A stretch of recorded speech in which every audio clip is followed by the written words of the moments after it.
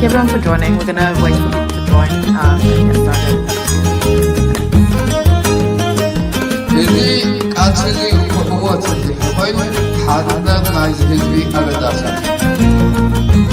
ቃልስና ብሓድነት ንኾና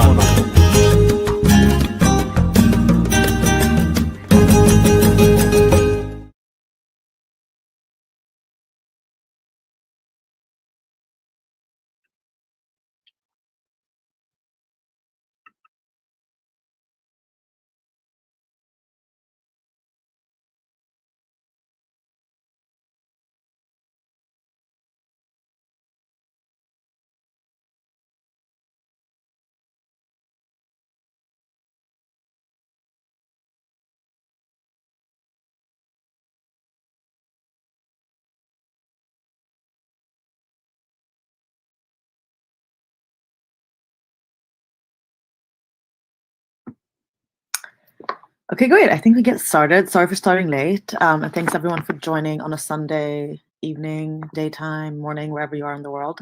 My name is Vanessa Tahaya. I am the founder and executive director of One Day Seyoum. And today we're going to be having our strategy launch. This is our wonderful team who will be presenting at different parts of the event today. So I thought we would start with all of us up here, and then we're going to get started with the presentation, and we're going to move around a little bit. If anyone has any questions or any thing they want to ask around any clarifications or anything like that, feel free to just put it in wherever you're watching it, whether it's YouTube or Facebook, and someone's monitoring the comments field just to make sure everything's coming in. So thank you again, and I think we can get started.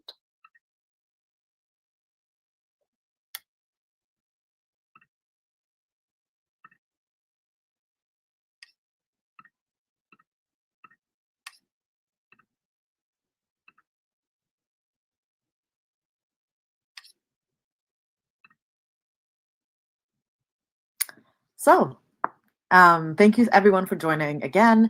I thought we would go over a little bit about One Day Seyoum's history, just for anyone who's new. One Day Seyoum was founded in 2013. I started it after a very long life of hearing about my uncle's case. My uncle, Seyoum Tahaya, is an Eritrean journalist who was imprisoned in Eritrea in 2001 without any trial, any due process. And it affected me a lot as a child, knowing that an individual could go missing like he did, and that was just completely forgotten.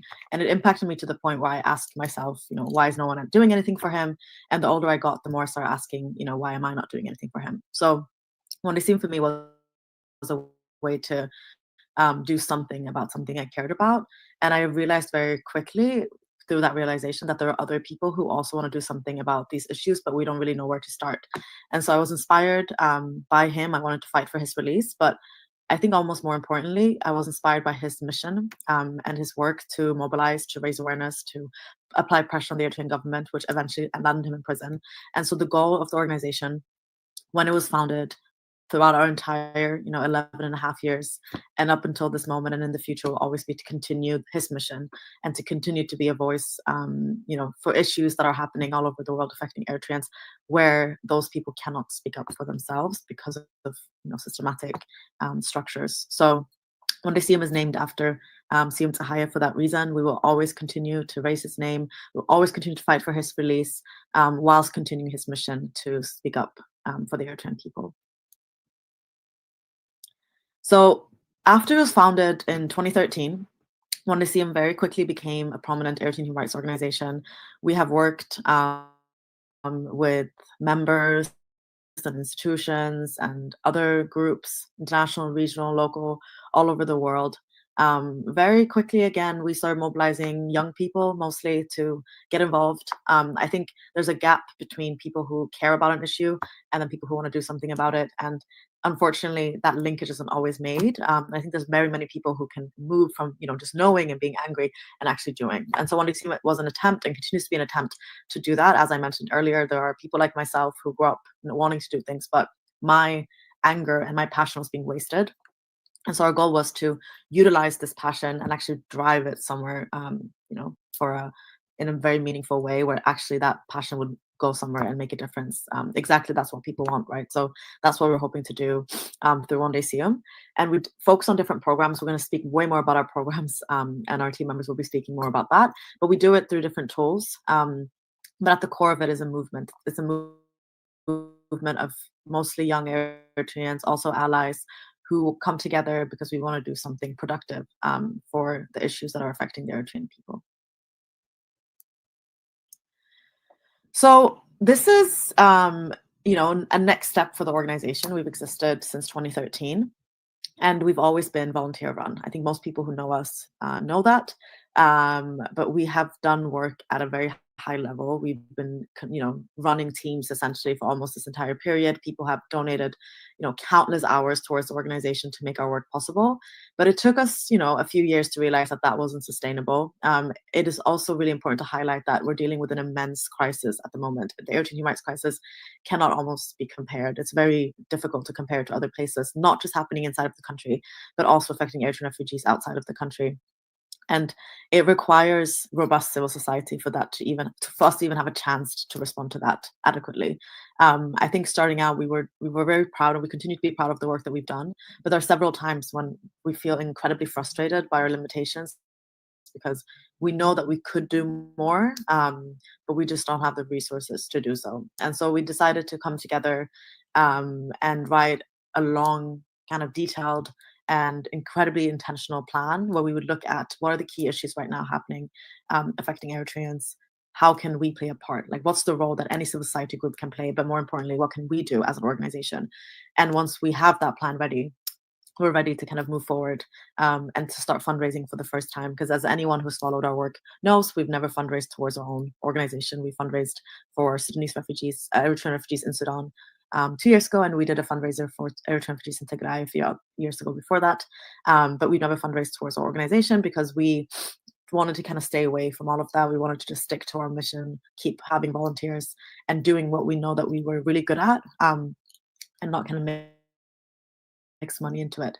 But now we feel that we're ready to take this next step in our organization. We have a plan, we have a team, and we're very, very excited to implement that strategy.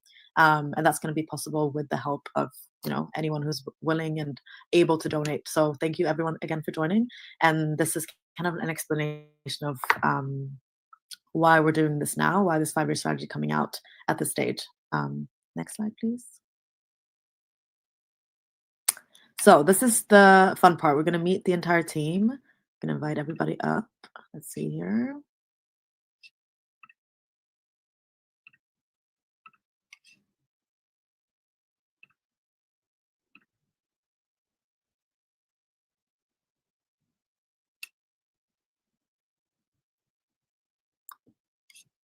Perfect. So I think we'll have to sit a little bit further away because the banner is... There we go. So I've already introduced myself. Just Vanessa Tahaya. I started One Day Seyoum in 2013. I was born and raised in Sweden. And again, I started One Day Seyoum because I was so impacted by my uncle's story, and I wanted to do something about not just him, but the issues that I realized were happening in Eritrea as a result of my uncle's imprisonment in 2001, the establishment of the dictatorship, which no one will speak more about. So yeah, I've always been passionate about Eritrean human rights and have always wanted to do what I can, and this has been my way of doing it. Next, Leah, please. Hi, everyone. My name is Leah. I joined ODS as an intern through the Human Rights Foundation's Oslo Scholar Program in the summer of 2020, and I've been working with the organization on and off since. I'm based in New York City, and I support the communications team.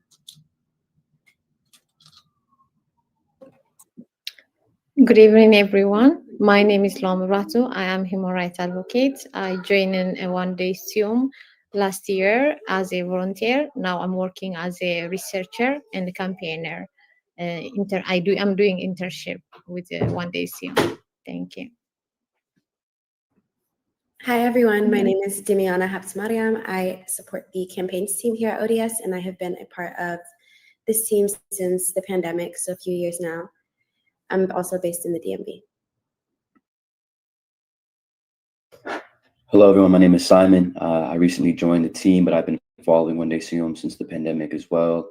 I joined up as a researcher, and I support the communications team. I'm also based in the DMV area.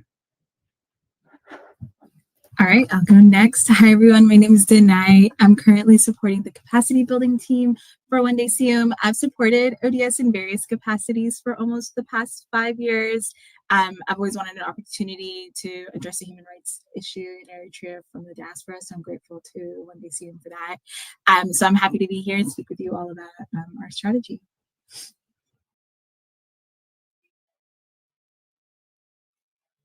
Hello, everyone. I'm Alexander. I'm an organizer, human rights advocate, and a program coordinator with immense experience in managing impactful projects across Africa. I joined One Day Seyoum in 2017 as a member, and now contributing my expertise as a lead in capacity building programs. Thank you. Thank you, everybody. And we'll hear way more from everybody as we go through each program area. But now over to Luam, who will be tackling the first aspect of the strategy, which are the key human rights issues. Also, I just want to mention that the strategy is available online on our website. If you go to onedayseyoum.org/strategy, we'll have everything and all the information at the end. But it's divided up into 2 different parts. So we're going to go through each part, all of us. So this is the beginning of that. So thank you so much, everybody. I'm going to leave Luam the floor. We're all going to leave her.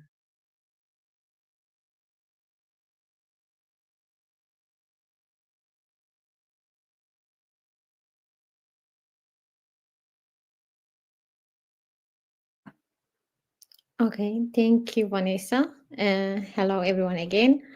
Now I'm present on the ongoing human rights issue in Eritrea. Eritrea is often called one of the most repressive countries in the world, where freedom, democracy, and basic human rights has been denied for decades. Many people are unaware of the scares of these abuses, and it's crucial to share the stories of Eritrean people in their hardship to endure within their country and the immense challenges they face as a refugee. So their struggles are seen, heard, and acknowledged.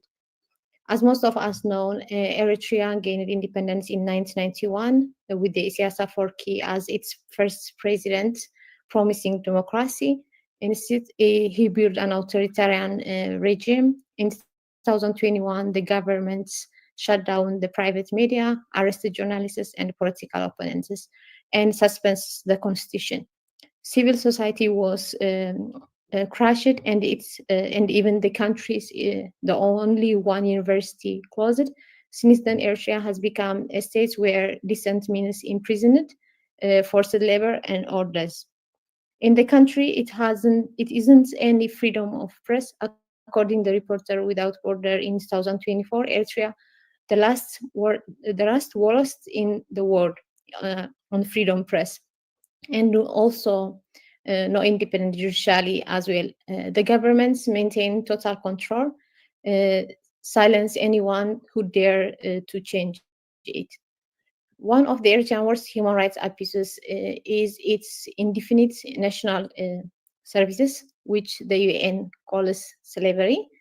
Eritreans are forced into military or government services within no inside, working under harsh conditions for little pay. Many face torture, sexual violence, and forced labor. Young people are stripped of education and careers, keeping them powerless. Those who try to escape face prison and torture, and even their families are pursuing trapping the entire populations are in the fear. Eritreans live under total governmental control, unable to move freely without permission, leaving the country required exit visa, rarely granted, and thus causes fleeing risks being shot in the border. Inside Eritrea, survival is a daily struggle. Business are restricted, foreign aid is blocked, and essential like food, water, and medical care scarce. National service which are barely enough to live on, keeping people to focus on their survival to resist. And many of Eritrean people are also dependent on remittance from their beloved one in the abroad. Meanwhile, political prisoners, including journalists, religious leaders, and ordinary citizens, are jailed in inhumane conditions without any trial, leaving their family in dark without their any fates. Because of these conditions, thousands of Eritreans flee the country every month, despite the dangers what happens to them. And there are currently over 580,000 registered Eritrean refugee and asylum seekers worldwide, and most of this escaping to the neighboring countries in order hoping to reach Europe or other US country. However, the journey is full of risks. In many cases, refugees ends up to trapped in a war zone, detained or even deported back to Eritrea. In a place like Libya, Eritrean migrants face kidnapping, slavery, and human trafficking also. Even those who reach Europe struggle with long asylum process, uncertain legal status, and limited opportunity for education and work. The traumas of repression, migration, and hostile asylum policies has led to raise mental health issues, violence, and even suicide, especially among young peoples. Why do we always need to explain about this? Because change begins with knowledge, and by understanding this, human rights abuses, we can take step towards accountability and justice. The Eritrean people deserve a future where they can be freely without fear, and up to all of us to stand the solidarity within them also. Thank you.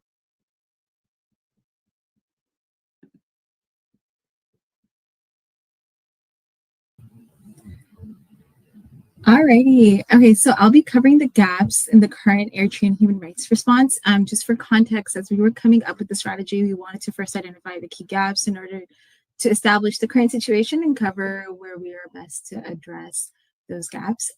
So the key gaps include small movement and limited awareness. The movement is small with limited awareness due to the government's censorship and fear of repression. Many Eritreans, including those in diaspora, are unaware of the severity of the situation, and some even support the government due to the misinformation. Secondly, there's a lack of professional and staffed organizations. Few organizations within the diaspora actually have the capacity for long-term strategic work. The growing crisis needs organizations that are capable of engaging international institutions and addressing the human rights abuses, such as refugee deportations and detentions. There's a lack of strategic, long-term, and large-scale campaigns that challenge the government.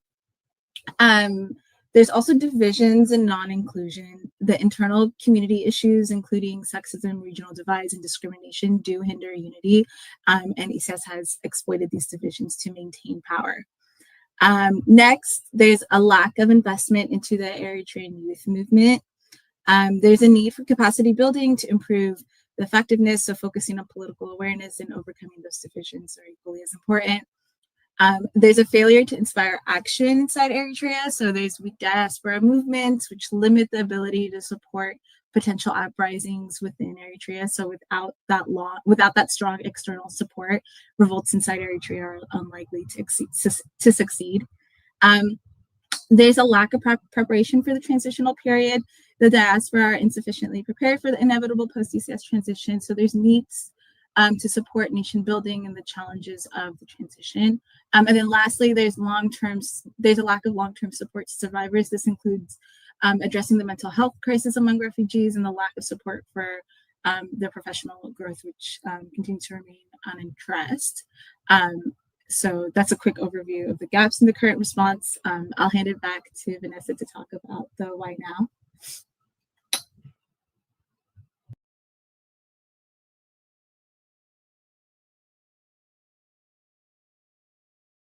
Sorry. I was going to say, for anyone who follows the Eritrean situation, I think the why now question is obvious, but we thought we'd state it in our strategy. We wanted to state it as much as possible as a reminder, because we all know that we have a very divided society. And so the goal is for more people to understand these, what we consider quite basic concepts. But number one, there had never been a more urgent situation where we need to kind of get ourselves together and do everything that we can.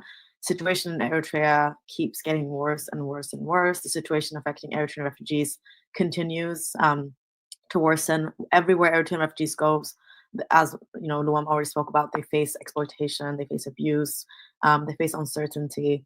This is one of the worst, situation that's happening to the Eritrean people, is being caused by a government that's doing this intentionally. It's not by any force that we can't control. It's by someone's choice, and it's just getting worse and worse and worse. And so we are at a point that if this continues, we're at risk, of damage happening to the Eritrean country and the people that can never be reversed. And so it's never been more urgent to act.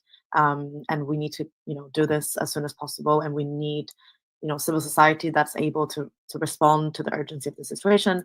Number two is timing. So as we all know, Isaias is getting older, and at some point he's going to die. And that window of time is going to be crucial to see if there's possibilities of something better coming along. But that, is dependent on other people, such as, ourselves, depending on institutions, organizations like One Day Seyoum and other Eritrean human rights organizations, to really be prepared for that moment. And so timing-wise, we're at a point when something's going to happen at least in the coming 20 years, and we need to be prepared for that. That's both for change within the country, but it also means change for the movement. Are we ready to take on what's going to be happening at that point in the transitional period? Are we ready? Do we have enough leaders, especially amongst the younger generation, to take on that important role at that stage? Because what's happened in other countries where they face these similar transitions is that young people do and should play a big part. And oftentimes what's happened is that people like Isaias come back, and he has systematically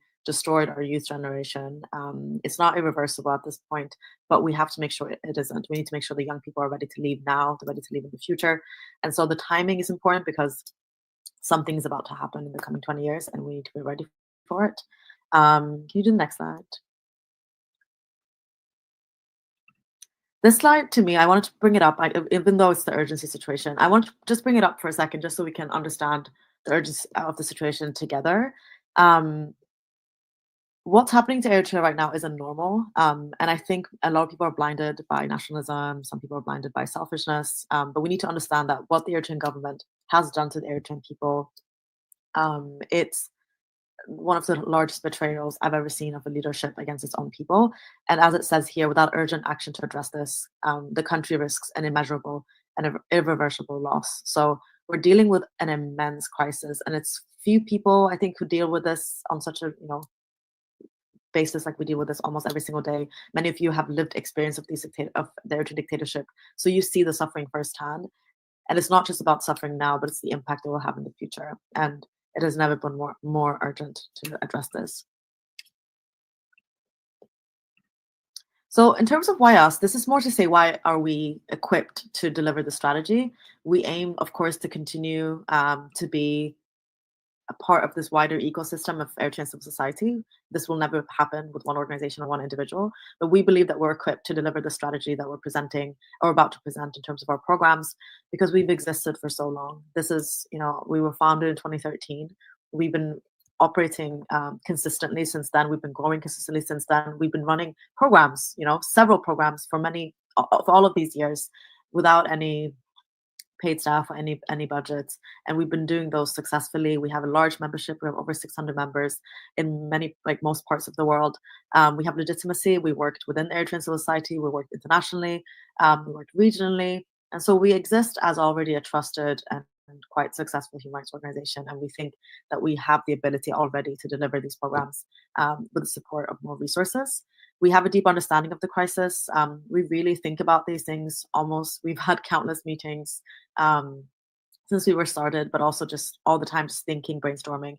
The strategy is a product of several years of, although it's relatively short, every single sentence has been considered and thought about and reflected on, and is a result of our constant analyzing of the situation, trying to understand what's happening, what are the key issues, what issues are we not seeing, what are we missing, speaking to people, trying different solutions, seeing what doesn't work, what does work.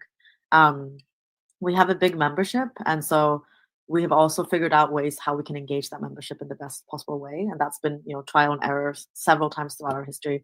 And now we think we have a good understanding of what is needed to mobilize our membership, but also other people. How do we do that successfully? We've tried all of these things, and we think we have the tools necessary to kind of deliver. Our goal is to become a trusted, or continue to be, and to be a strong institution within the Eritrean ecosystem of civil society, of institutions. We want to be able to do this work at a high level, and we want to continue to do this work for generations, regardless of what governance structure that we have in Eritrea, whether it's a dictatorship, a democracy, or something in between. We want to be able to respond to the issues that the Eritrean people face, no matter what the government is. Starting now, continue with the transitional period, and hopefully in a democratic Eritrea in the future. And all of that work, as I said before, will always be together with other Eritrean civil society organizations and international organizations, because we can only succeed if we're many and we're able to address different aspects of the crisis together. Now it's over to Denite, who will be speaking about our vision and mission. All right. Thanks so much, Vanessa. All right. Yes, I'm back to speak a bit more on our vision and mission. So what is informing the organization's current focus and our strategy is our vision and mission, which then is in turn informed by our goals and programming. So our vision is a future where Eritreans live in freedom, dignity, and peace, with their human rights fully respected and protected no matter where they are. And our mission is to raise awareness of the Eritrean human rights crisis and mobilize action. We are committed to strategic campaigning to expose and combat human rights abuses both within Eritrea and against Eritrean refugees. Through our capacity building programs, ODS aims to empower Eritrean activists and future leaders. And then taken together, these efforts will drive meaningful change and foster a global movement for the rights and freedom of the Eritrean people. And so how do we try to achieve our vision? On the next slide, we do this by the following goals and programs, and our goals align with our programming. So our goals entail an increased awareness of the Eritrean human rights crisis to foster action through media production, events, and digital communications. Execute targeted campaigns addressing the human rights abuses in Eritrea and violations against Eritrean refugees. Implement capacity strengthening programs for Eritrean activists, empowering them to become more effective in the present and preparing them to become future leaders. And lastly, convert public awareness into meaningful engagement by mobilizing individuals to support the Eritrean human rights movement. And the programs that are aligned with our goals are, and we'll hear a bit more about this soon. The first one is communication. So we will raise awareness about the Eritrean human rights crisis through our comms. Through our campaigns, ODS aims to develop strategic campaigns targeting the Eritrean government and defending Eritrean refugees. With our capacity building program, we aim to strengthen young Eritrean activists through political education, leadership programs. And then lastly, through our community mobilization, we will engage and mobilize, as well as offer opportunities for people to get involved while creating community through our events. So that's a quick overview of how we plan to achieve our vision. I'll now hand it off to Leah and Simon to go over our comms programming. Great. Thank you, Denite. So for comms, across all of our communications, our primary goal is to increase awareness of the Eritrean human rights crisis and inspire meaningful action. We focus on empowering people with the knowledge they need to advocate for change. Our three core focus areas are media and storytelling, events, and campaign support. For media and storytelling, we continue to engage with our community online and across our social media platforms to share impactful stories. Our content aims to challenge misinformation, shift harmful perceptions, and foster a sense of global solidarity. So this includes ongoing projects like our 2001 magazine, our various standalone social media series, and our upcoming podcasts. And I'll hand it over to Simon to speak a little bit more about that. Yeah. As Leah mentioned, one of our most exciting upcoming projects is the Beles podcast. It's a bi-weekly episodic conversation about all things Eritrea. It's hosted by Andom and Vanessa, and will be directed primarily at engaging and galvanizing the Eritrean diaspora. Our team will prioritize a well-researched and fact-based discussion with topics ranging from historical surveys of the Eritrean Revolution, assessing regional relationships in the Horn, to even evaluating the political implications of sanctions. In our aim to create a continued conversation with our online community, we want to hear from you all as well. Viewer contributions in the form of topic suggestions, discussion questions, and even interviews will be strongly encouraged. More information on the podcast is coming very soon, so please make sure you join our mailing list and check on our website for more information. Thank you. Right. Thanks. So in addition to media and storytelling, the communications team also supports events and programming. We understand that building connections and raising awareness is crucial to our mission. And as part of our outreach, we host both online and in-person events to foster community and spread awareness. In the past, we've hosted panel discussions, screenings, and meetups, both online and in person, and we hope to organize more in-person gatherings in the future to provide a space for conversation, advocacy, and support. Our final focus area, campaign support, is the work that we do to support all of our campaigns. We work closely with the campaigns team to create content that raises awareness and drives action for causes like Purple for Seyoum and our 19 Years campaign. Our goal is to ensure that these critical campaigns reach the right audiences and make an impact for Eritrean human rights. Thank you, and please make sure to follow us across our social media channels.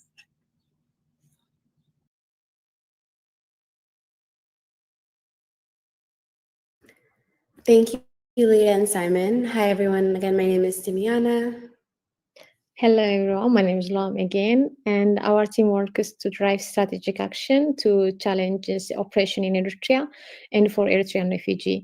Our work falls under one of the three pillars: research, lobbying, and mobilization. Research serves as a foundation of everything we do, producing new in-depth research to strengthen our campaign by helping us targeting key issues, understanding and the situation better, and craft more impactful strategies. It is a critical part of how we mobilize, support, and amplify our messages through research. Research is at the core of our work, helping us to address key issues and strengthen advocacy for Eritrean refugees in Ethiopia, in Turkey, in Libya, and other parts of the world. Aiming ongoing deportation, we gather testimonies, analyze asylum policies, and monitoring refugee condition. Our efforts, including assessing government agreements, countering misinformations, and complying data to support policies and recommendations. By engaging with international organizations like Amnesty International and human rights commissions and legal experts, we push for a stronger protection and amplify refugees' voices. Through continuous research, we document violations and advocate for meaningful action to uphold their rights and dignity. Yes, and building on that research, we focus on lobbying, which is working with decision makers to change policies both at home and abroad, and influence funding sources that support the Eritrean government. Our goal is to limit the government's ability to oppress its people. And our campaign in response to mass deportation of Eritrean nationals in Turkey is a great example of this. This pressure campaign, which was directed at the president of Migration Management, called for immediate action to halt the deportations, using lobbying as a tool to push the government to reconsider their stance and protect our rights. But research and lobbying are not enough on their own. We have a need for mobilization as well. That's where we work with engaging our international community and showing our strength in numbers by leveraging tools such as petitions, direct actions, protests, and storytelling. One of our most impactful campaigns that we touched on before was the Purple for Seyoum campaign. And this is a proactive campaign that's still ongoing, where we're advocating for the release of Seyoum Ali Abdu, who is a US Eritrean national that has been imprisoned without due process in Eritrea since 2012, when she was only 15 years old. Through this campaign, we've gathered almost 500,000 signatures, raising global awareness and demanding her freedom. Together, all these elements from the core of our campaigns that pushes for real and lasting change. Thank you.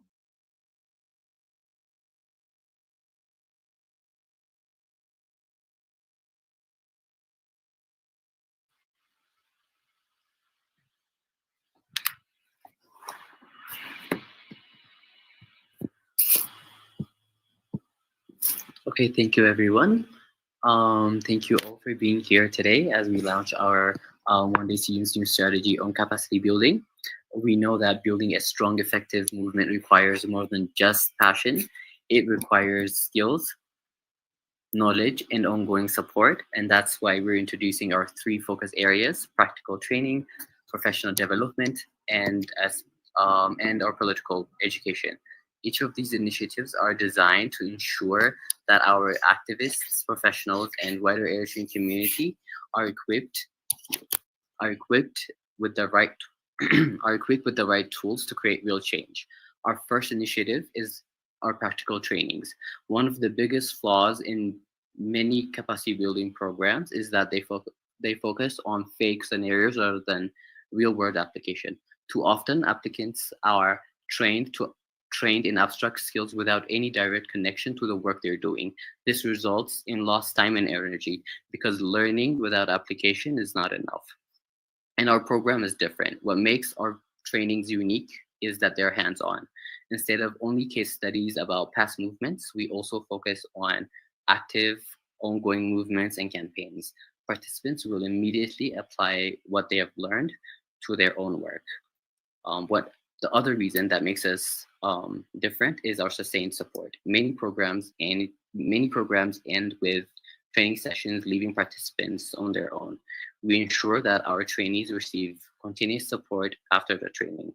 And how we do this is through mentorship, connecting trainees with experienced professionals, partnerships, collaborating with other organizations to provide additional training opportunities, and also resource sharing, providing access to digital tools, security training, and strategic planning materials to our participants. We are not just training people, we are building a network of committed, effective campaigners who will continue to fight for Eritreans' rights long after they leave the training room. Our second initiative is our professional development with a specific focus on Eritrean women. We recognize that professional development is critical for building sustainable movements. Within that, we must address the key gap, which is Eritrean women's participation in politics, leadership, and professional spaces. Why we focus on Eritrean women is because Eritrean women have been at the forefront of human rights struggles, but often face barriers to leadership. Professional skills like public speaking, media engagement, advocacy are often inaccessible to Eritrean women due to the structural inequalities. Many training programs fail to account for the additional challenges women face, such as societal expectations, lack of mentorship, and online harassment. Our professional development offers skills training for women, public speaking, negotiation skills, digital security, and media and leadership skills. Safe spaces, women-focused workshops that allow open discussions, mentorship and networking, connecting Eritrean women with successful women in advocacy, journalism, law, and human rights. Our goal is to ensure that Eritrean women are leading, shaping narratives, and making decisions that impact our future and the future of our community, basically. And our last initiative is our political education.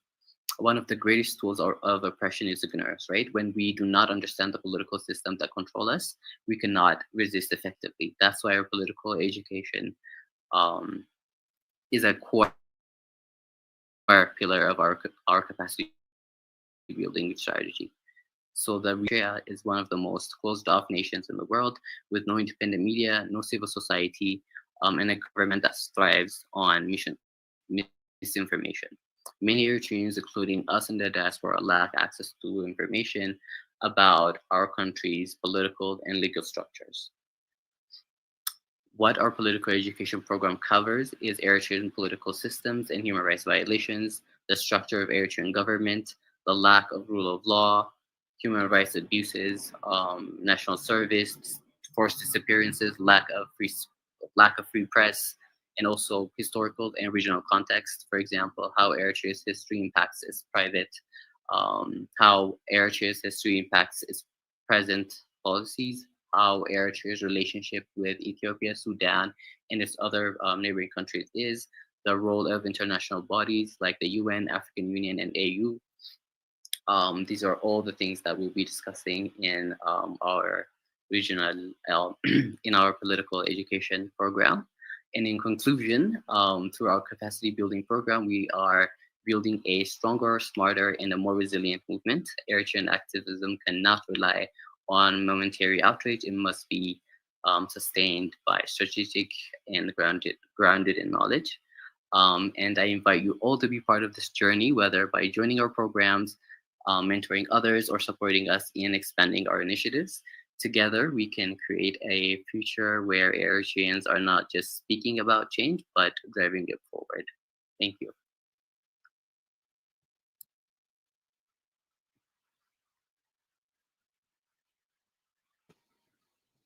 Thank you so much. Danite, do you want to add anything as well? Nothing else for me to add, but I'll be supporting this team on all of the things that Alex mentioned just right now. So yeah. And yeah, both Alex and Danite have extensive experience working with this, both in the region, but also across Africa. So we're very, very lucky to have both of them. I'm going to now speak about our community mobilization team. that is our key team member. Lulia, who couldn't join today, is a part of, so I'll be speaking about it. So community mobilization, as I mentioned earlier, is at the core of our work. We're a community-led organization. We never want to be like a civil society group that exists on the fringes and just publishes our reports and goes to parliaments and lobbies and goes home. We want this to be led by us, the people who are, passionate, the people who are affected by these issues. That's why we have a very strong membership. We have over 600 members, as I mentioned earlier. We organize and make sure to have a community that's driving this organization forward. The goal, has always been the goal, is to have a group of people who are passionate, who are knowledgeable, and are ready to get involved. And so we put in a lot of effort into both engaging our community around knowledge. So we have a book club, for example, where we learn together, we read together. We have members meetings where we both learn from each other, but also meet to plan, to discuss, and to kind of bring that community together, even though we're online most of our work. And the goal is really to have a group of people that feel comfortable enough around each other to drive this change together, because we all know that movements kind of, there has to be an incentive for people to be a part of it, because it's difficult work, and being a part of something larger, getting to know other people. We've all kind of met through this organization. Many of us in different countries have met whenever we've traveled. Many have become online friends. That really helps, kind of the spirit and the engagement as well. So it's not just focused on activism and work all the time, but we try to get to know each other. We try to have more social events. And even though, our online events are there to be productive, it's also a way for us to get to know each other. And so this is really helpful, to do online because we're spread out all over the world. But the goal is to really increase in-person activities as well, because nothing beats meeting in person. And the few times, I mean, actually, quite a lot of times, I've been lucky enough to meet with One Day Team members in different places when I've been there. And even though we feel like we know each other, we really like each other, meeting in person even just once really really helps. So we're trying to, at the same time as we have an online community, kind of bridge that gap between the offline and online, and do more in-person activities moving forward. We were much better with it actually before COVID, but COVID made it so easy to meet online that we stopped. We haven't really come back to it. So that's definitely part of our strategy, is to increase that. And the goal again is to have a community that's ready to get involved, and that's done in different ways. I see people have been asking kind of how they can get involved, and there's different ways we want people to kind of take action. Either it's through signing up for volunteering opportunities, so our community gets regular updates about our work, and there's always ways people can volunteer. There's tasks. So even though we have our team the team that's been presenting today, there's always stuff that people can help with. There's plenty of tasks, that we send out. We send out other opportunities as well, the volunteering opportunities with other organizations, where we can turn kind of passion into productive engagement, and that's kind of the key term, here. And then there's also ways people can support through donating, by donating to us, by donating to fundraisers, going directly to individuals who need it, mostly Eritrean refugees. That's also productive engagement that makes our work possible, that makes their lives better, if they're donating to obviously like refugee fundraisers. And then, of course, there's just taking action in our campaigns. So we will be, and continue to, because we've always been doing the send out any campaigns that the campaigns team mentioned, that Dimiana and Noam spoke about. That's just possible through our members, like the mobilization aspect that Dimiana spoke about. That's us coming together as a community, and that's only possible if we have a community to begin with. So this work is really important because it enables both our organization, now that we're going to take donations, is through our community that we're hoping to be funded, and then it enables the actual work to happen, because most of our work relies on community mobilization. And so this team is very important. And we're very grateful for all of our members. Membership has always been and will always be free. It's not like a paid thing. It's about being together. And then members can, of course, choose to donate if they want to moving forward. But I just wanted to mention that as well. So thank you everybody for listening to our strategy. This is obviously just a snapshot of a much larger plan that we've put together. I'm so grateful to everyone who's put in endless time into every single tiny detail of the strategy. Also, thank you to everyone who's helped out with the reviewing of it, the fact checking, the editing. It's been a long process, and I'm really grateful for everyone who's been a part of it, for the past few years that we worked on it. Thank you to everyone who's been helping with the designing, both the cover, that was made by Nala Haile Selassie, and the editing of the design inside and outside. That's been done with Sienna Jacob, who was our editor for the 2001 magazine that we mentioned earlier, and many others. Emma as well, who helped out with editing, and so many others who've helped in different ways. So thank you, everyone. You can check it out on our website, wonderseam.org or I forgot it in English, but in Swedish strategy. And then you can read it there. And if you have any questions about it, you can, of course, just contact us. But we're going to be taking questions here as well. But if you read it and you finish reading it and you have any questions, you can always contact us. Again, kind of what I mentioned with the community mobilization, how you can get involved as a member, as a non-member, is quite straightforward. Number one, you can donate. We again have just opened up. Today was the first day that we published our wonderseam.org donate website. So you can go there. If you just go on our website, wonderseam.org, the donation page will come up on the top. By becoming a monthly donor would be incredible, because that can help us plan forward. It can just help us enable like this work. And then you can become a member, as I mentioned, and we talked about it quite a lot throughout this presentation. Our work depends on our community. So you can either become an active participant of the community by becoming a member, or you can follow us on social media, where you can take part in any campaigning work that we do, take action. You can take part of the information that we spread through our communications team, through our political education work, through the capacity building team, and just help us, make our and implement our mission by taking part in all different aspects of our program. So those are the three key ways that you can get involved. And now we're going to open up for questions. So if you have any questions, thanks everyone who's tuned in for this event. If you have any questions, feel free to post them. I know we're live streaming on both Facebook and YouTube. So you can just comment anywhere, and our team is looking out for all the comments. So we're going to be answering all of them. I'm going to bring it back, everybody, now.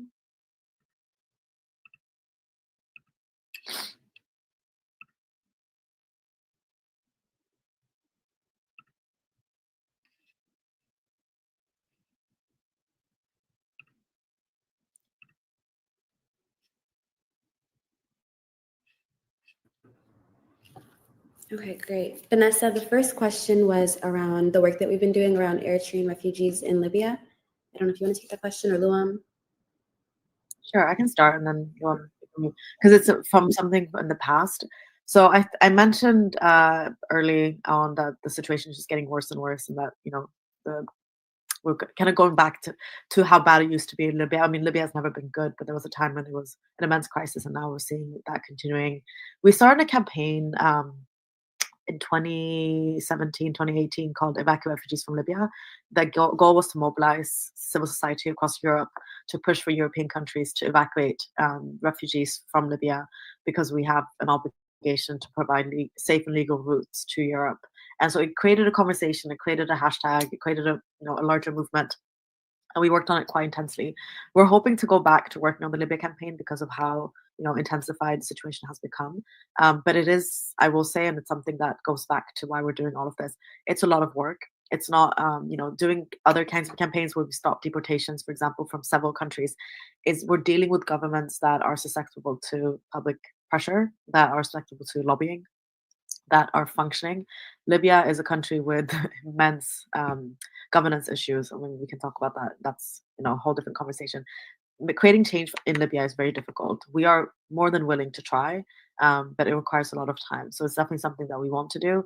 And even though we might not be able to change everything, if we can alleviate some of the suffering through our campaigning work, that's something that we also want to do. But just to put that into context, it's something we've done in the past. It's something we want to continue doing, but it's a very big problem. And so it will require a lot of time on our part. And that's something we can only do if we are doing this full time or part time. Noam, do you want to add something? Thank you, Vanessa. You already mentioned everything. Yeah, it takes a lot of time and a lot of workforce also, because when you do campaign, if there isn't any support from the public, it's so hard. So we have to remember that we have to do everyone here, but we need someone who help us also to do, because in the past we do with the Turkish. When people deported to Eritrea, we try to do something with cooperative with Amnesty International, but it's not easy to do alone. Thank you. Thank you both. Another question was, I think, big thing within the Habesha, like within the Eritrean community, is like the language barrier. So as an Arabic speaker, and the need for kind of more language and more stuff coming out that is applicable and like kind of that they're able to read and kind of process. So if you want to speak to that.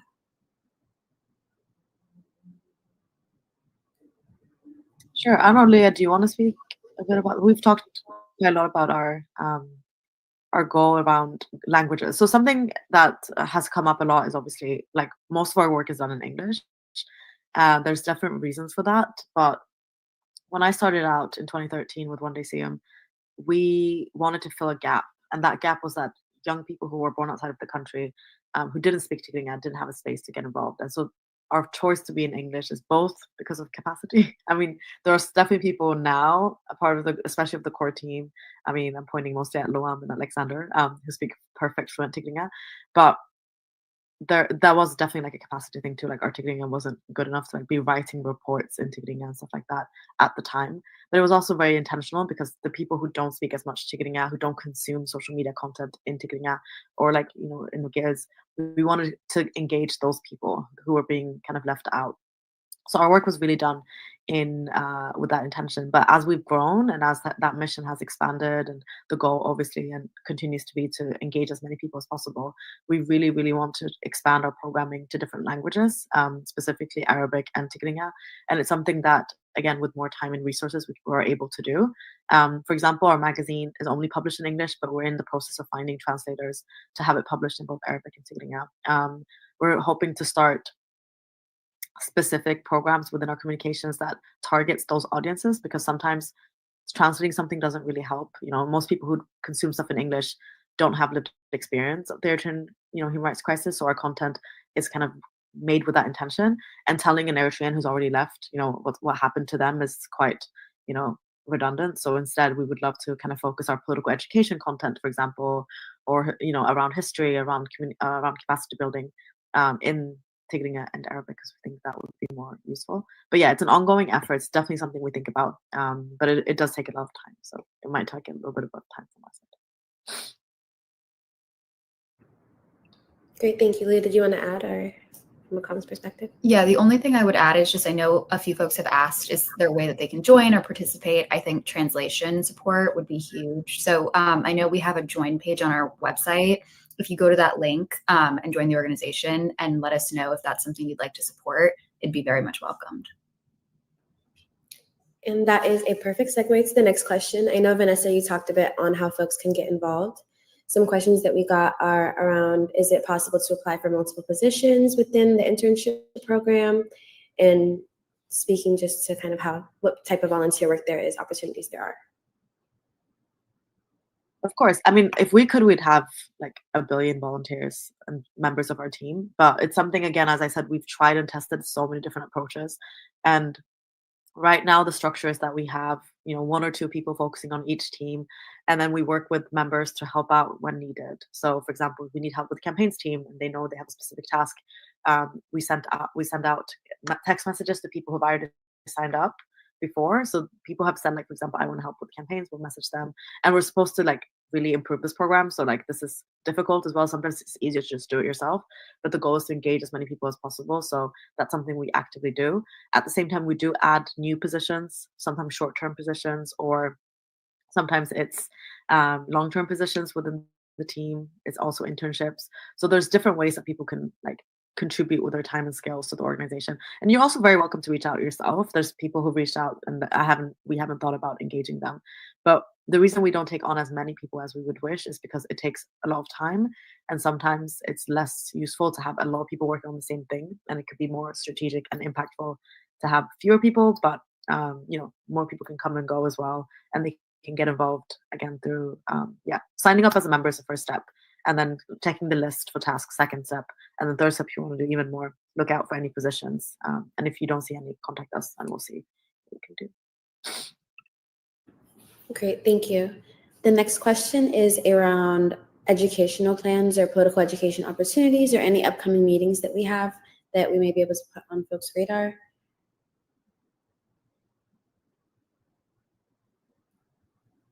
I'm gonna hand over to Alex to speak a bit more about the education, because that's like it's both in person and online, and we don't have anything like that we can publish yet that we can talk about yet. But maybe Alex, you can talk a little bit about like what kind of stuff we are thinking about doing and what countries we've been looking at potentially online as well. And so yeah, so it's okay. Okay, great. So we are currently planning on doing trainings online and also in person. We're planning on doing capacity building trainings online and other movement building trainings in person. We have activists and other human rights advocates that are based in Uganda and also in Europe that we have already contacted and are in the process of designing different types of projects and approaches. So that's where we're at right now. And yeah, I hope that answers the question. Thanks, Alex. And also, I will add, we are reaching out to groups as well to see like what people are interested in doing. So if you're a part of any group, if you're an independent activist and you want to do capacity building in any way, whether it's like one-off session or coming to your country to work together, please do contact us because we're open to suggestions and collaborations at all times. And to that point, Seyoum, regarding your question about the possibility for interviews, there's a question about interviews with folks on One Day Seyoum's team for a dissertation. I'll drop our email in the chat and we can offline to coordinate around that with Vanessa, if that's cool. Okay. The next question is regarding the campaign program, how do we successfully coordinate and execute it despite being in different parts of the world? Which I think Dimiano, Luam, do you guys want to talk about that?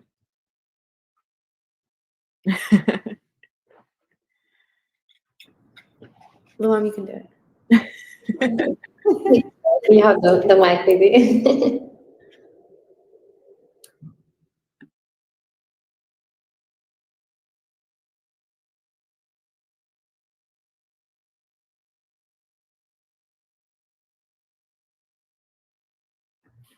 Okay, so I know for our team, the fact that we are global, I think maintaining like communication and internally is like a big part in being able to ensure that we're consistent across the board and across our campaigns, especially seeing the fact that the scope of them is pretty wide. I think we talked about issues that we're supporting both back home and as well as across the continent and even with outside of the African, like thinking about other countries. So I think that that's the biggest part, ensuring consistency and like making sure that our campaigns are always hitting the mark. And I think if you're constantly a presence in this space, it shows that it's more than just one-off campaigns. And I think that that's an important part in showing our dedication to the issues. Vanessa, I don't know if you want to add to that beyond. Yeah, I mean, one of the core issues that I credit the Eritrean government for creating solely in our context is that we can't mobilize inside of the country.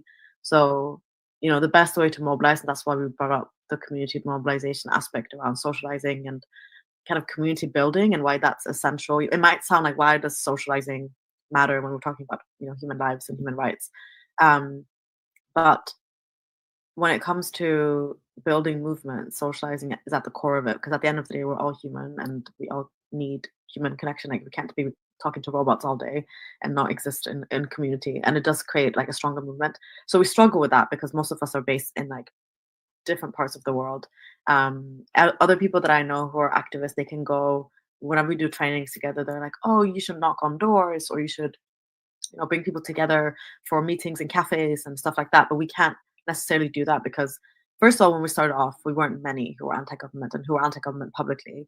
And then out of those people, there weren't many who actually wanted to do something as well. So we weren't that many, but then we would find each other online and we would build that community online. And I think to answer the question is to say that we've done everything that we can to kind of build community globally. We're so grateful for the internet because without that, it wouldn't have been possible, of course. And we just find ways that we can show numbers online, even if we're not many. Purple for Seyoum is a good example where we got a lot of people together and we were very intentional about the messaging, the colors, the symbolism around all of it. And we made such a big splash that we got a response. We got progress in a campaign that had been stagnant since she was imprisoned, almost 7 or whatever years it had been at that point. And so that to me is a good example of like us already having a strong community, people feeling really connected to One Day Seyoum. At that point, we were also very, very active. It was during right before lockdown and after lockdown was our most active time because of not just because of lockdown actually, but because the 2018 peace deal had happened quite recent, like before that, and we'd use that time to really mobilize a lot of people. We were meeting we had an intro meeting every week and a members meeting every 2 weeks, sending out emails almost every day. Our membership was incredibly connected, and people felt that they were part of something larger, and we could really see the difference in the ways that our campaigning was done at the time. So yeah, creating that community, feeling really connected has been key to kind of bridging that. And I think from like a team perspective, we all work online, we all communicate online. We see each other sometimes if we're in the same place, but that doesn't happen often. Some of them I haven't even met in person. So it's thanks to platforms like these that we were able to connect and work together. Sorry, that was a bit long, but I'm very passionate about this issue. Thank you. And the next question is around anonymity, thinking about the security concerns and working in such a sensitive space, kind of how we're open to that and our approach around that within our organization internally.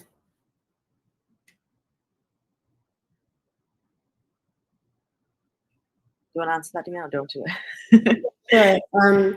We obviously understand the sensitivity and how the security concerns that there are around speaking on issues that pertain to Eritrea, especially from those that are not back home. So we offer all members the opportunity to stay anonymous, whether that's you not wanting to disclose your name, your face, et cetera, in whatever capacity you feel most comfortable. I think that's really important in ensuring that kind of the safety and the comfort of everyone that works and supports this. Of course, and even joining, I mean, we have to think about safety for us as well, because, you know, as Eritrean government actors, like there are many groups that have experienced infiltrations and all of that. So there's like, you know, a balance that has to be had. But in terms of public and anonymity, like that's obviously, you know, that's completely up to you. And we've never had any incidents of anyone's identity kind of being leaked or anything. We're quite strict on that safety aspect, but working with us intimately as a team, having access to other people's information would require at least 1 or 2 people on our team, like at least knowing who you are. I think that's like a key requirement. But public engagement will never be required. Public, just, you know, everyone who's here today, we've had long conversations of whether or not they want to be on or off camera, what names we should have, if they want to have their first or last name, all those things. We're super aware of that, and we take that like very seriously. But there's like, yeah, you can't be completely anonymous, like even to us at least.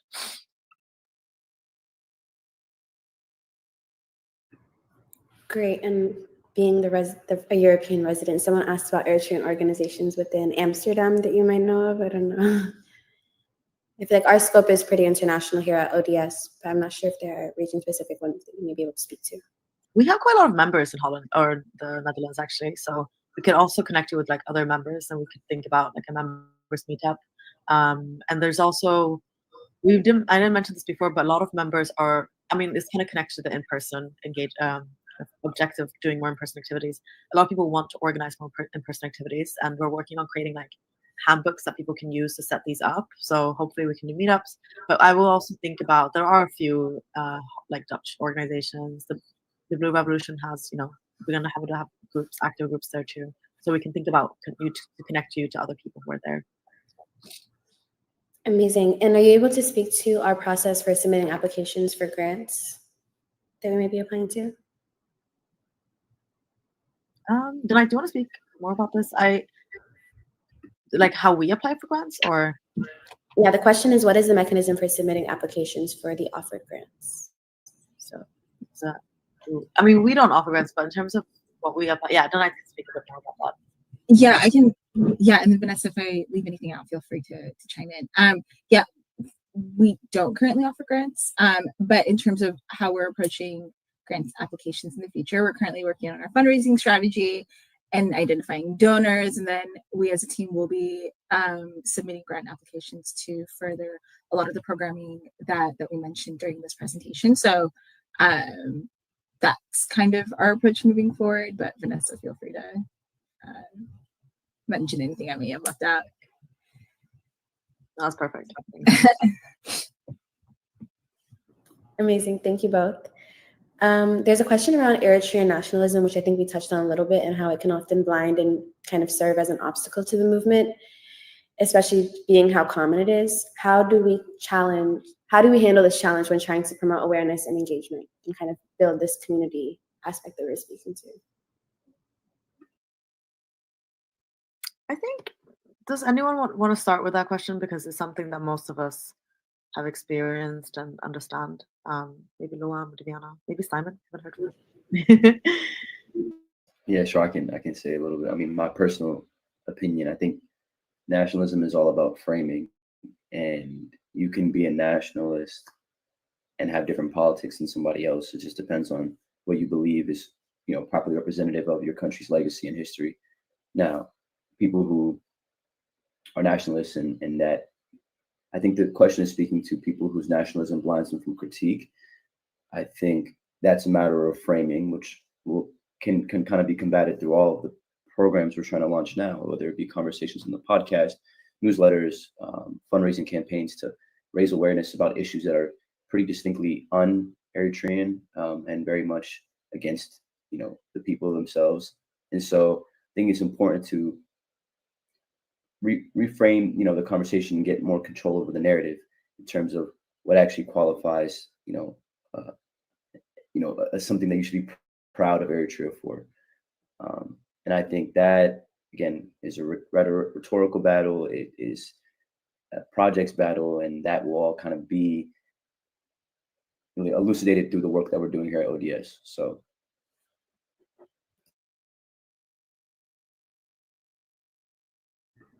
Great. Anything to add, Vanessa? Yeah, I think, this is something that, again, our origins is like within a context where a vast majority of Eritreans were pro-government, at least publicly, and I think even privately. And seeing that shift happen over the years, we've had countless members that I've spoken to, both in our meetings and who've messaged us or contacted us, and have said that a lot of your work helped me realize or see things from a different perspective. And I think it's important to see like this nationalism. It's not fixed completely. It's powerful. It's been manipulated by the government to work, and it's very effective, but it's not fixed. And there's a lot of people who've moved from being blindly pro-government to being anti-government or at least critical of the government. And I think there's a lot of basic information that just isn't shared. There's a lot of propaganda that is never debunked, especially like these audiences of people that we target, mostly people who are raised outside of the country, or even people who've been raised in dictatorial like Eritrea. I speak about this quite often, but there are people who are raised by the Eritrean in the Eritrean country and have only had the Eritrean government as like a main source of information, and obviously are taught by them of what nationalism is, why they're being attacked. And nationalism has been weaponized to make people scared. They're like, oh, I love Eritrea, we all love Eritrea, and we might be attacked. And because we might get attacked, these are the things that we have to do to protect our country. And that's a very legitimate kind of like reasoning for people. And this has been done all over the world, but it can be unpacked as well, and it can be dismantled. So I think what Simon said was perfect, because it's understanding nationalism as like it's a narrative, and we can help dismantle that narrative, because at the core of it, hopefully, people care about Eritrea, and that's where we all the baseline.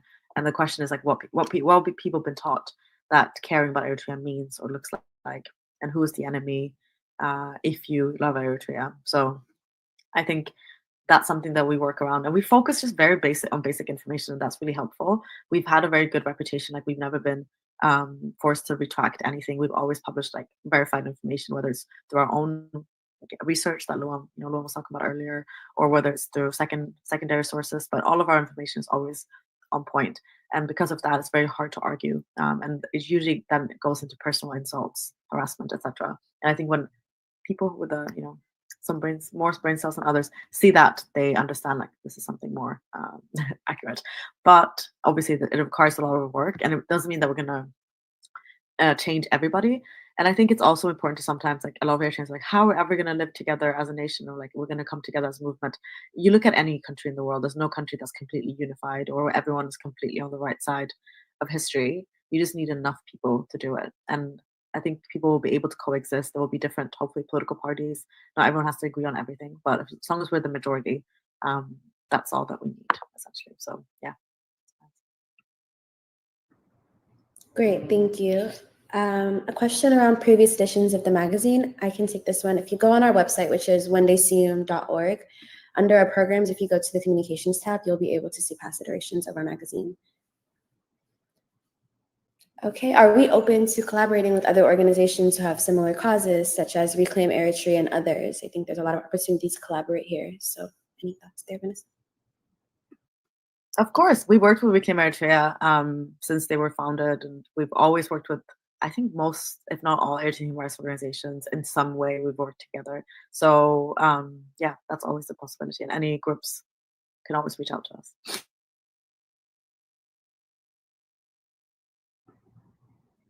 Great. And then around the lobbying aspect of campaigns, how successful has it been influencing policymakers, particularly within the Eritrean political landscape? So any kind of issues with resistance and navigating these challenges? I'll say from my experience on the campaign team, the lobbying has been not necessarily within Eritrean policymakers, but thinking about lobbying US policymakers on behalf of Seyoum, for example. We spoke a little bit about us lobbying Turkey decision makers within in other countries, like particularly within Europe and other places. So I don't think that there's obviously resistance in engaging with policymakers and thinking about their buy-in and stakes in any dynamic, but I can't say that we've necessarily done that within Eritrean decision makers, at least from my work. Vanessa, I don't know. No, I mean, we don't really directly lobby the Eritrean government. We used to, do the petitions. We used to do the email campaigns where we would like bombard their inboxes or with stuff on like specific anniversaries quite early on. But it's kind of speaks to the larger campaign objectives for the team, at least, and for the organization to be more strategic. And there's symbolism, and then there's strategic, productive work. And we will always continue to raise names. We will never not do something on the anniversaries. We will never give up on talking about these individuals who are so vital to the core of the Eritrean fabric. But there are other ways we think that we can influence them. So maybe Dimiana or Luam, if you want to speak more about the funding kind of campaign and that, like, because I feel like that will help give an example on how we engage with the Eritrean political landscape without directly lobbying. Luam, do you want to take this one? Okay, thank you, Dimana. Like the problem with the Eritrean, like when you do advocacy with Eritrean and lobbying and any kinds of work to do with the Eritrean community, is the hardest thing is the security issue, the first one, and also there isn't enough information that you can gather. So if you couldn't able to gather enough information, it's so hard to go some international organization or to do lobbying with other countries. But in like we are try to do like deep research and we try to contact some people, those who are affected. So even to do this, it's difficult because most of the people that you contact them are far away from you and in insecure place like Ethiopia. When you do campaign with Ethiopia, you have to contact some people inside Ethiopia. So it's so hard to get the right information and gather variable information at the same time.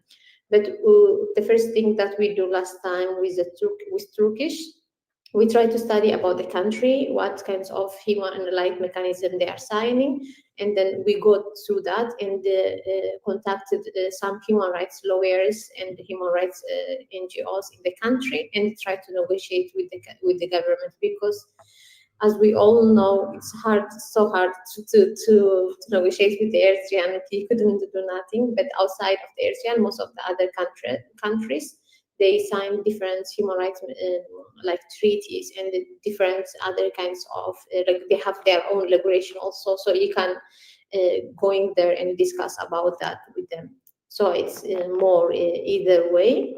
And also like we at this time also will try to research about the funding, the Eritrean government, what they do, and because there are so many people that they don't know what's happening inside Eritrea and how the Eritrean governments are working. Like even we are here in outside of Eritrea and we are still funding the governments in order to run like to continue the dictatorship. So it's a little hard, but we are trying to use all the human rights mechanisms and the people that we have at the same time.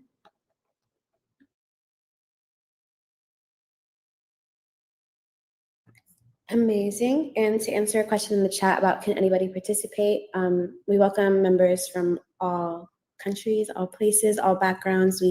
I think we value having a diverse team, and I think it brings a lot of different points of views to the work that we do, which is really crucial, especially in things like this.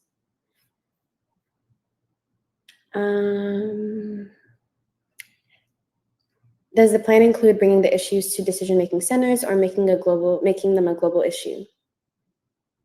I think this is still regarding the lobbying. Sure. Yeah, the goal is to, like, again, meaningfully, like, and strategically campaign. And so in our efforts, as Loa mentioned, to target the funding sources of the government, that's what we want to focus on when it comes to targeting the Eritrean government. I think, again, targeting them around issues like, oh, do this, or open up, implement the constitution, open up with the parliament, have elections. They're not listening to us. We've asked them for countless times at this point. So we're engaging with them a bit more hands-on, and by hopefully attacking their funding streams. That's like our way of engaging with them, and we're hoping to engage the global community to support this. And that's the kind of what our lobbying efforts will be focusing on moving forward. That's why our research will be pushing. Our research will be focusing on human rights abuses affecting Eritreans in the country within this campaign. And then the action point will be the targeting of the funding, whether it's loans that they get, grants that they get, development aid that they get, whether it's a 2% tax, whether it's their festivals where they fundraise money. These are all funding streams, and without money, this government can't operate. So that's where we think we will kind of bring people together on a global scale to make that happen. And when it comes to refugee issues, which is our more active and more, I guess, quote unquote, successful campaigning work that we've done and that we want to continue doing, that often requires global mobilization as well, depending on the issue. As Damiana mentioned, Turkey, we got a response. They haven't deported anyone since the campaign, thank God. And that's something that, that's something that we think is needed and should be happening everywhere where Eritrean refugees are targeted. But that capacity doesn't exist because it takes a lot of effort and time. And a lot of governments know that they can get away with targeting Eritrean refugees because no one speaks up for them. They don't have a government that speaks up for them, and we don't have a civil society that speaks up for them. So we want to make sure that we can make any issue that we focus on, if needed, on a global scale, and if not needed, on in the country, on a domestic level, at least engaging with those decision makers there that have the power to change it. Great, thank you. The next question is, what is your take on Birgit and Hamadou and their actions in the past few years since they've called for armed resistance, and wondering what ODS's stance is on this? Alex, you want to take this question? Like you have Alex and Delight, because we work with capacity building.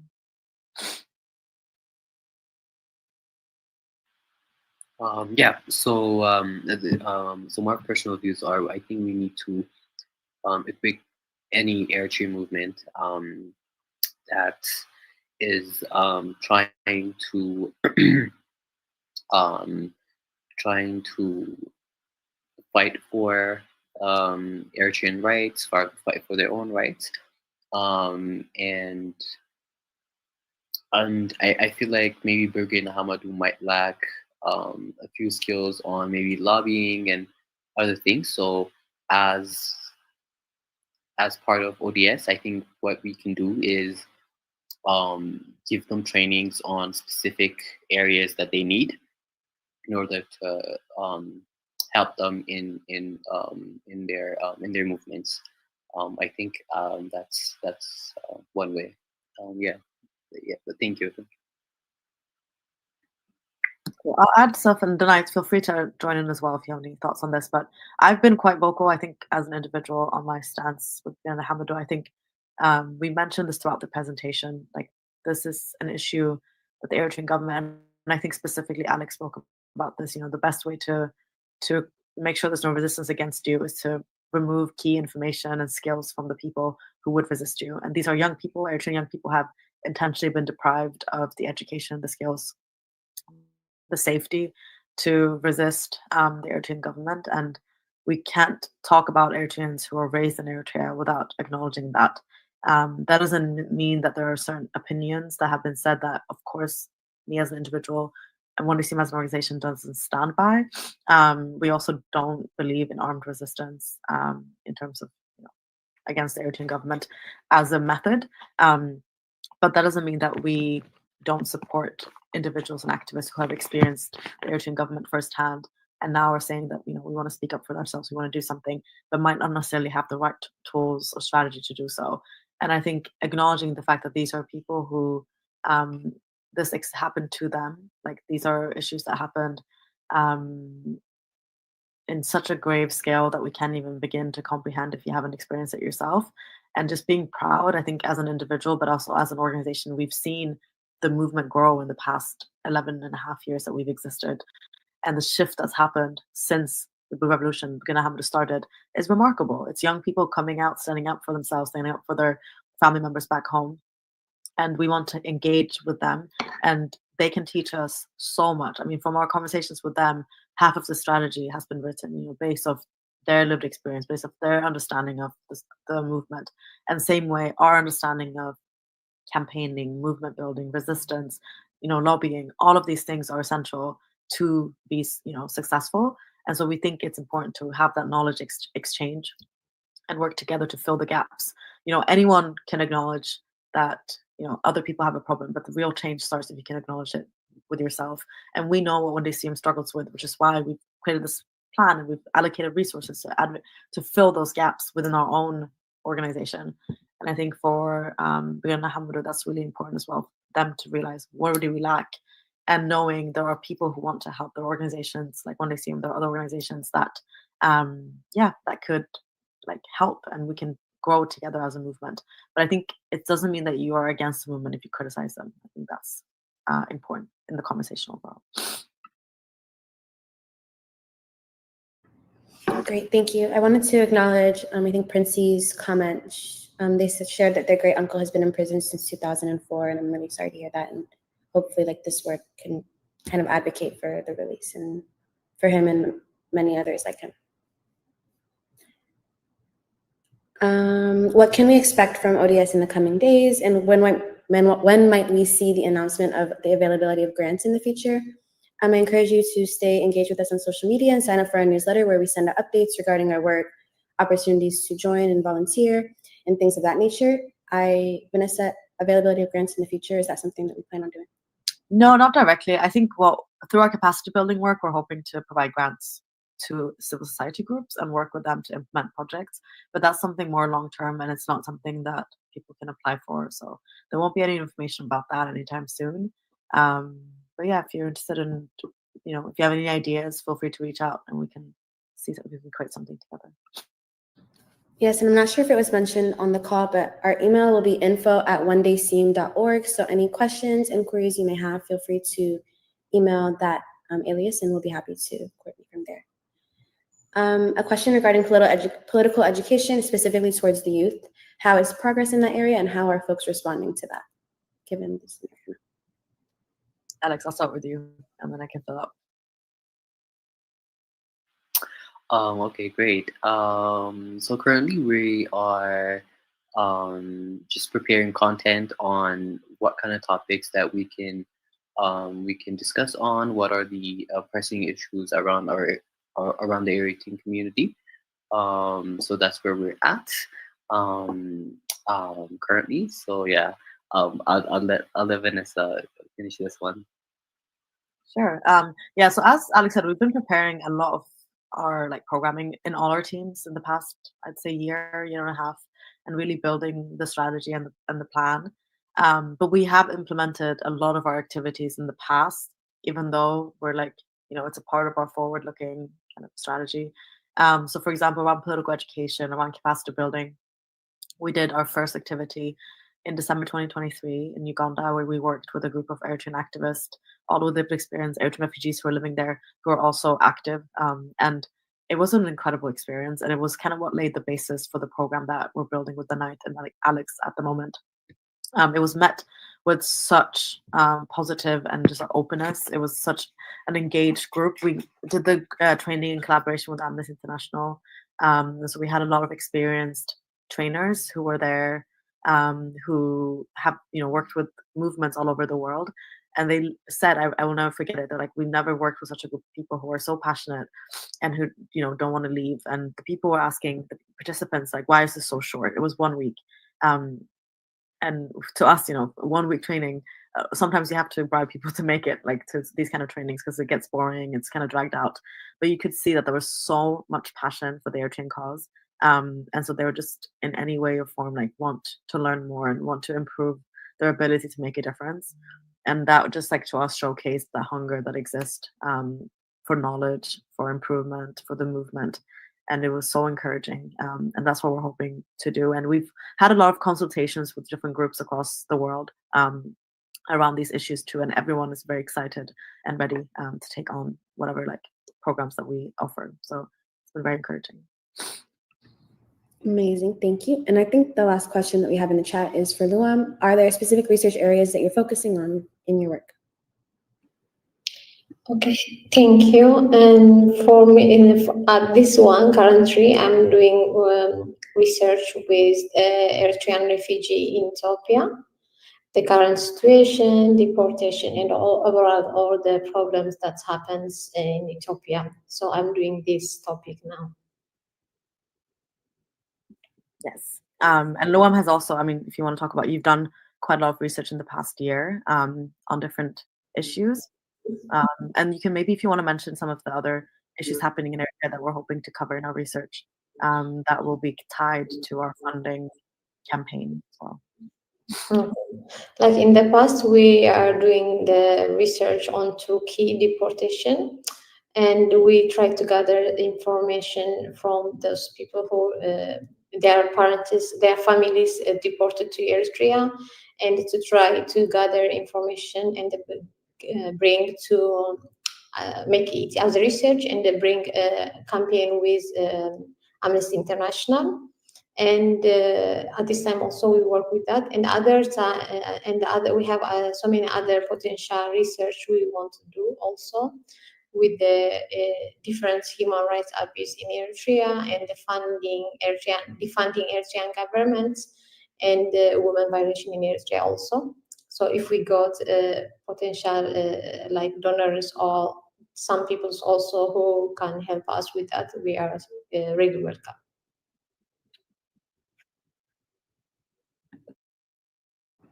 Amazing, thank you, Luam. Anything you want to add, Vanessa? Or you're muted, but no. I said, no, that's perfect. Okay, great. Okay, there is one last question around how open we are to collaborating with other human rights and political organizations, which we have done in the past with Amnesty International, human rights commissions, etc.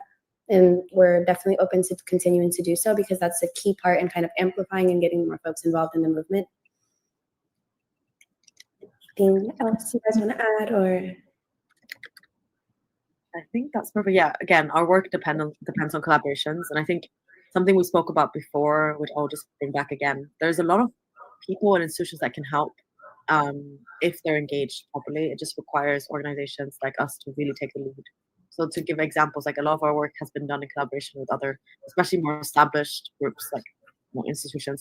But if we don't have the capacity to, like, engage them, for Luam to do the research, for Dimiana to plan the campaign, for Leah to publish things on social media and kind of get people involved, then that work is going to happen. So we really think it's important that there are groups like us that can actually drive that change in those collaborations. But when those collaborations happen, it's incredible, because, for example, working with the United Nations is, we can't compare it to the capacity that we have as a small Eritrean human rights organization that most, the government has never heard about One Day Seyoum. They barely, engaged with Eritrean work in the past.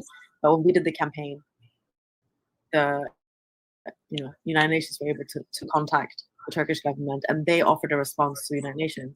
But it was Luam's research that did that. It was Luam's, the people that she had spoken to, the people that, like, all of the time that she's put in. And so it's really dependent on us having the ability to also do so. And the same thing applies with us working with Amnesty International, Human Rights Watch.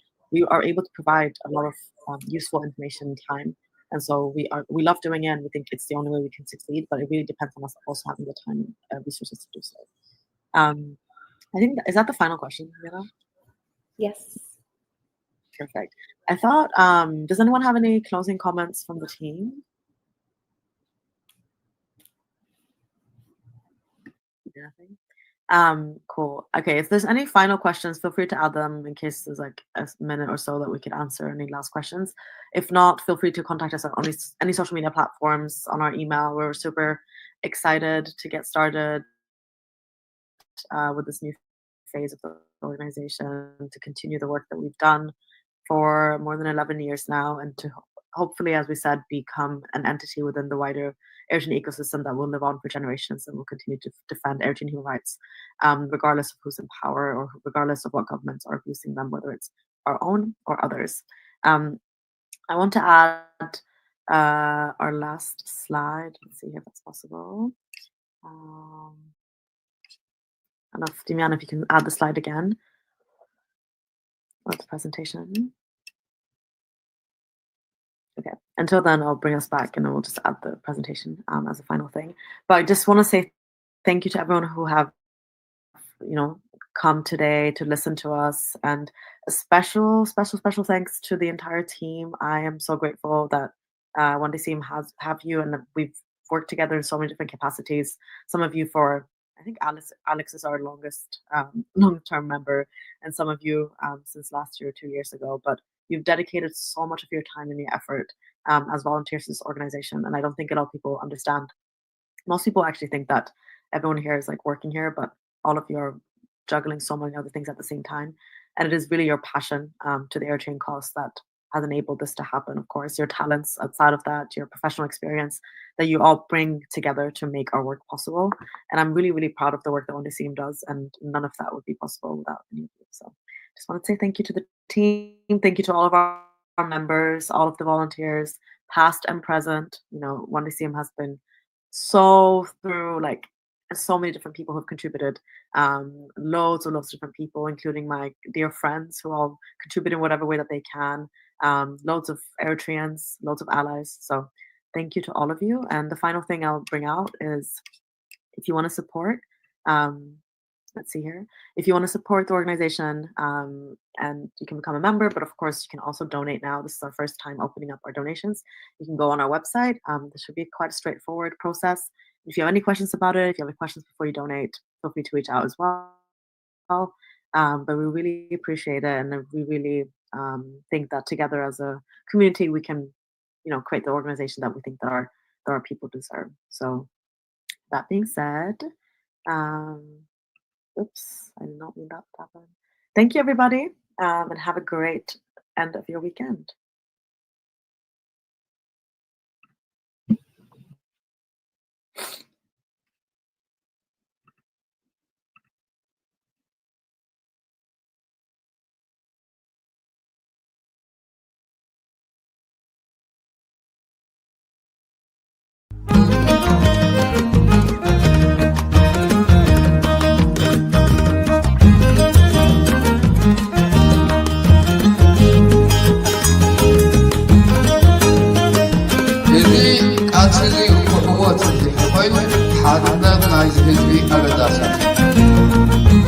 قالسنا بحدنا تخونا